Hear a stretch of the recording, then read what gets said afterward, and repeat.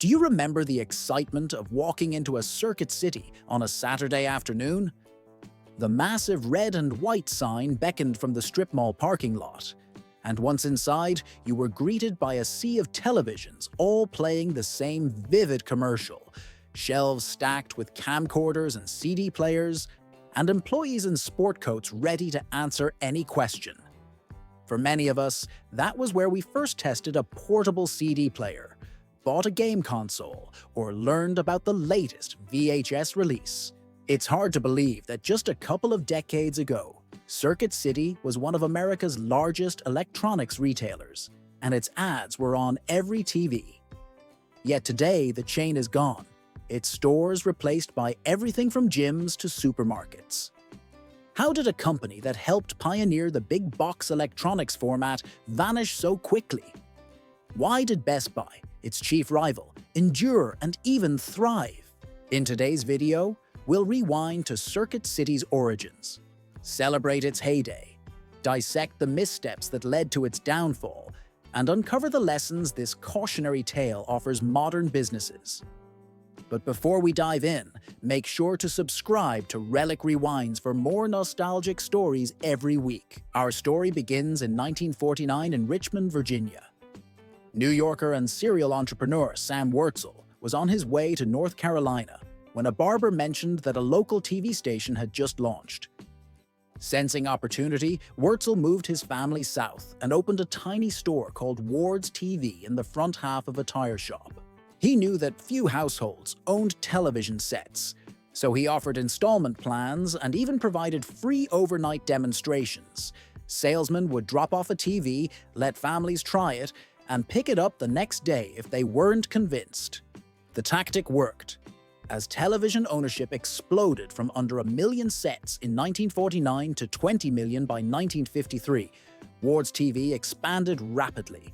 By the early 1950s, Wurtzel added appliances like refrigerators and washing machines, opened multiple stores, and went public in 1961 to finance national growth.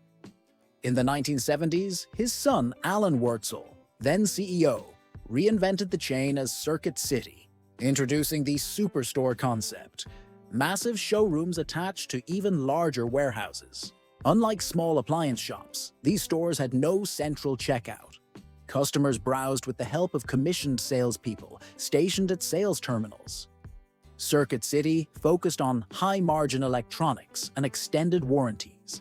And at a time when VCRs and microwaves were pricey and intimidating, shoppers appreciated knowledgeable staff. The strategy paid off. The chain grew from 8 superstores in 1983 to 53 by 1987, riding a wave of consumer demand for VCRs, CD players, and other gadgets. In short, Circuit City was at the right place at the right time, pioneering a format that would later define big box retail. During the late 1980s and 1990s, Circuit City was unstoppable. Under CEO Rick Sharp, who took the helm in 1986, sales skyrocketed from $1 billion to $12.6 billion. Earnings climbed from $22 million to $327 million, and store count expanded from 69 to 616 locations. The company entered the Fortune 500 in 1995 and even became a case study in the business bestseller Good to Great. At its peak, around 2000, Circuit City employed more than 60,000 people and operated hundreds of stores across 45 states. Visiting a Circuit City was an event. Shoppers in the 1990s recall walls of televisions playing the same movie trailer, salespeople in jackets demonstrating how a VCR connected to your TV, and stacks of camcorders and stereo receivers. Saturday outings to Circuit City became family traditions. The chain also branched out into unexpected ventures. It launched CarMax, a used car superstore that applied big box retailing to auto sales, a venture later spun off successfully. It even invested in a short-lived DVD format called DEVX in 1998, which allowed unlimited viewing for 48 hours but never caught on. Yet even as Circuit City dominated, a competitor was reinventing the electronic shopping experience. Best Buy, a Minnesota-based chain born as Sound of Music in 1966, shifted to a self-service model with bright lights and non-commissioned sales staff. It offered lower-margin items such as computer peripherals and video games to get people in the door. At first, Circuit City's leadership didn't see this as a threat, but that complacency would prove costly. So what went wrong? In short, Circuit City stopped listening to customers, to the market, and to common sense. While Best Buy let shoppers pick up products themselves, Circuit City clung to its commission-based model, even as electronics became cheaper and consumers grew more tech-savvy. By the late 1990s, Best Buy offered a central checkout and stocked everything from CDs to video games, but Circuit City was still focused on high-margin TVs and warranties. "We thought we were smarter than anybody," Alan Wurtzel later admitted. The missteps piled up. In 2000, new CEO Alan McCullough decided to stop selling appliances, a category that accounted for 10 to 15% of revenue. The move freed up space but cost Circuit City dearly when the housing boom fueled appliance demand. Best Buy continued selling refrigerators and washing machines, luring former Circuit City customers. 2 years later, Circuit City spun off CarMax and used the cash to buy back nearly $1 billion worth of stock. With sales already slipping, the buyback left the company without the reserves it would soon need. Perhaps the most damaging decision came in 2003, when management abruptly fired 3,900 of its highest-paid, most experienced salespeople and replaced them with 2,100 lower-paid workers. Employee morale plummeted. As former manager Tom Wolfe recalled, there was no incentive for remaining workers to provide good service because success could mean being fired. Customer service suffered, and longtime shoppers noticed. The company later eliminated thousands more sales staff.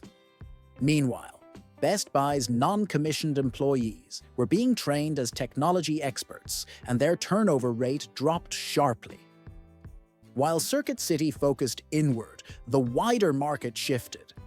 Amazon and other online retailers made price comparison simple, and consumers began researching electronics at home before visiting stores. Circuit City's web presence remained minimal. Big box competitors like Walmart and Target sold electronics at rock-bottom prices. Circuit City responded by raising prices rather than cutting costs. Digital music downloads eroded CD sales. The chain also failed to shift its product mix toward booming categories like laptops and mobile devices. On top of market shifts, management made a series of questionable investments. They spent heavily on real estate, only to see property values crash in 2008. Inventory systems were outdated, leading to overstock and cash tied up in unsold merchandise. Poor cash flow management left the company vulnerable. When the 2008 financial crisis hit, Circuit City had 34,000 employees across 567 stores and generated $11.6 billion in revenue. But it was drowning in debt. On November 10, 2008, Circuit City filed for Chapter 11 bankruptcy. Within months, it closed 155 stores and, unable to find a buyer, began liquidating. By March 2009, all remaining stores were gone. Employees who had invested their salaries in company stock lost everything. The fall was swift and painful, a stark reminder that even giants can collapse when they fail to adapt. What lesson can we draw? Above all, success breeds complacency. Circuit City's leaders ignored warning signs, alienated employees, and underestimated new competitors and technologies. In contrast, Best Buy, after flirting with its own demise, embraced change. When Hubert Joly took over as CEO in 2012, he matched Amazon's prices, partnered with tech giants like Samsung, Apple, and Microsoft to create in-store boutiques, and treated employees as assets rather than costs. He restored generous employee discounts, invested in training through the Geek Squad, and cut turnover from 55% to 30%. By leaning into the physical store experience and collaborating instead of competing, Best Buy regained market share and saw its stock price soar. Circuit City's demise and Best Buy's survival illustrate that businesses must evolve with consumer behavior, invest in their people, and view disruption as an opportunity rather than a threat. Today, Circuit City exists mostly in memories and footnotes. The brand has been resurrected online several times, but it bears little resemblance to the chain many of us grew up with. The cavernous red and white stores, the hum of CRT televisions, and the thrill of bringing home a new VCR have become pieces of retro Americana.